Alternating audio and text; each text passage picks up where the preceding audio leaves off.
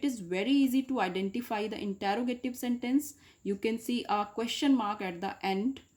Examples are, where do you want to go? Will you go to the market with me? So students, these are the interrogative sentence. And in your PT1, there will be question related to this topic. So listen it very carefully. Questions will be MCQ based and you will be able to solve them only then you will go through this topic completely. Now third type is imperative sentence. A sentence that gives a command, advice or suggestion is called imperative sentence.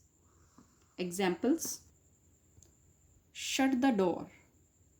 Students, here is a command in this sentence. Shut the door. Please have a seat. You should obey your mother. Means you are giving advice that you should obey your mother. So command, request and advice. These three types are included in imperative sentences. Hope it is clear to you. Now fourth type is exclamatory sentence. A sentence that expresses a sudden feeling of joy, sorrow, wonder or anger is called an exclamatory sentence. Examples: what a beautiful day it is. Bravo, you have done well. How intelligent the girl is. Oh, I failed. Students, you can see that there are how intelligent the girl is. Ah, I failed. Students, you can see that there are exclamation mark at the end of the sentence or in the between also. So when we express a sudden feeling of joy, sorrow, wonder or anger, then those type of sentences are called exclamatory sentences. And it always have the mark of exclamation, like standing line and after that dot. It is very easy to identify this type of sentences because there are always a exclamation mark at the end. Students, in the topic of sentences, there is a one more important topic which is included in your syllabus of sentences, and that is question tags. In your previous classes also you have done this topic, but still we should revise it again, and it will also come in your PT1 exams in the form of MCQ.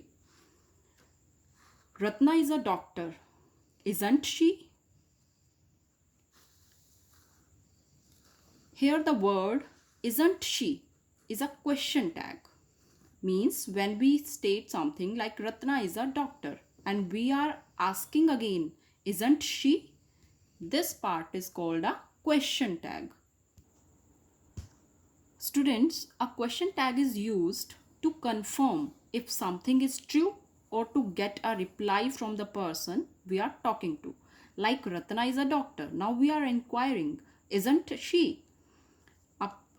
Now the sentence which is written with red ink is very important, students. Give attention. A positive statement is always followed by a negative question tag. Means if the statement is positive, then the question tag will be negative. Like Ratna is a doctor, it is a positive sentence and the question tag is negative. And if the sentence is in negative, then question tag will be positive. This is the main thing which you have to keep in your mind. So students, once again I am repeating, a positive statement is followed by a negative question tag. Example: you are from Mumbai. Now you are inquiring, aren't you? So here aren't you is a question tag. Second important thing is a negative statement is followed by a positive question tag. Students, these are the 2 points which you have to keep in mind regarding question tags. Example: Jack is not from Nagaland. Is he? Now look at this sentence. Jack is not from Nagaland. This is a negative sentence and you are putting a positive question tag. Jack is not from Nagaland. Is he? Now look at the other sentences also. These are the sentences of question tags. You can easily understand by these sentences. First sentence is, she cannot swim. Can she? Now the question tag is positive here. The statement is negative. Mohan doesn't work hard. Does he? Here in this sentence, the sentence is in negative and question tag is positive. It is raining, isn't it? She can swim well, cannot she? They have not come yet, have they? In all these sentences, you can see that if the statement is positive, it will take negative question tag, and if the statement is negative, then it will take positive question tag. Students, now we are moving further on exercise. Look at this exercise. All of you have this exercise because I have already sent this assignment to you people. Now first is underline the subject in the following sentence. Now these are some sentences and you have to underline the subject in this sentence.